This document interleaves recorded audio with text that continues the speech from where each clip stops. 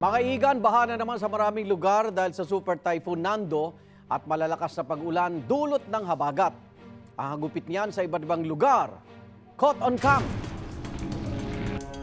Mula sa ulan at hangin ang naranasan sa Santa Ana, Cagayan, nabuwal ang mga puno, natuklap ang yero, naputol ang kawad ng kuryente. Nagliparan din ang ilang mga gamit. Sa bayan ng Kalayan, malakas na ulan, hangin at alon din ang naranasan.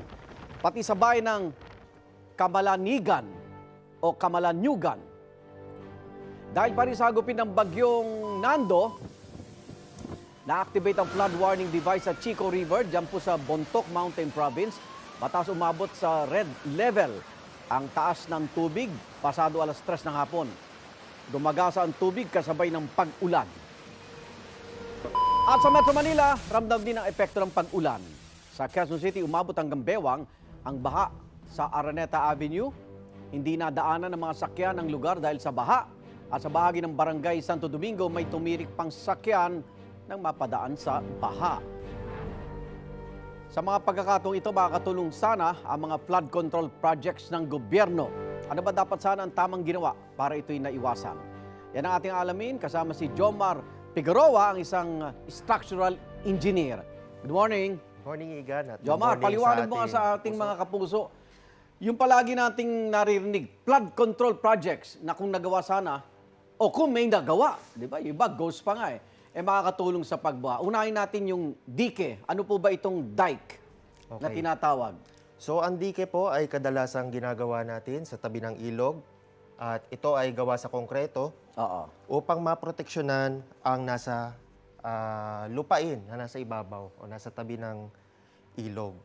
So, kapag ito ay nasira, ay maaaring maapektuhan ang ating pang-agrikultura o ang ating mga kabahayan. Kung substandard yan. Yes, kung substandard, kaya kailangan talagang napakatibay ng ating dike. Pero ito iniiwasan yung pag-apaw niya.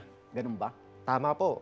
Dahil sa ang lupa po ay may potensyal na gumuho, dala ng lakas ng agos ng tubig. Okay. Kaya kinakailangan maproteksyonan ang paligid ng ilog, especially kapag meron tayong kalsada, meron tayong mga kabahayan. Maiwasan yung soil erosion, no? Yes, na tama po. tinatawag pag madalas siyang naiinuumpog ng agos. Yes, especially sa bansa natin na panay Paligid bagyo. tayo.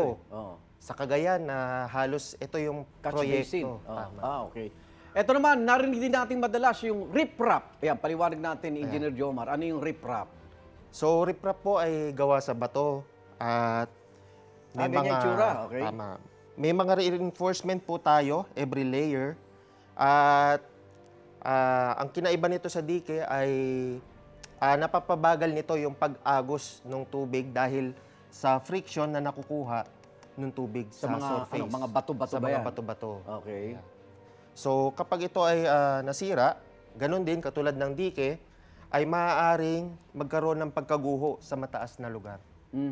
So, kadalasan ay ito ay gawa sa gabions, yung mga tawag dito, may mga nets para yung mga bato natin ay siguradong ma-retain.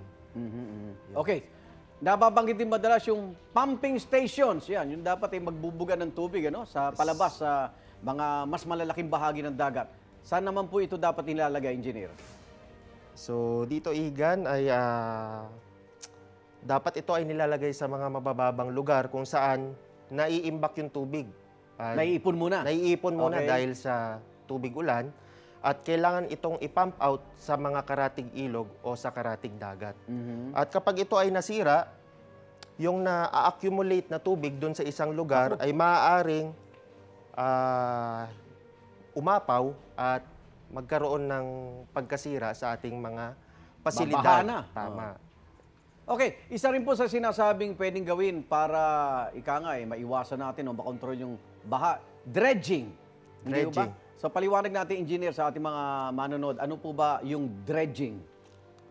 So, dredging po, katulad ng ginagawa natin sa mga ilog natin within Metro Manila, sa Pasig, ay hinuhukay natin yung ilalim ng ilog upang mapalaki natin yung capacity nung ilog o nung channel para mas malaki yung maging capacity kapag umaagos yung tubig.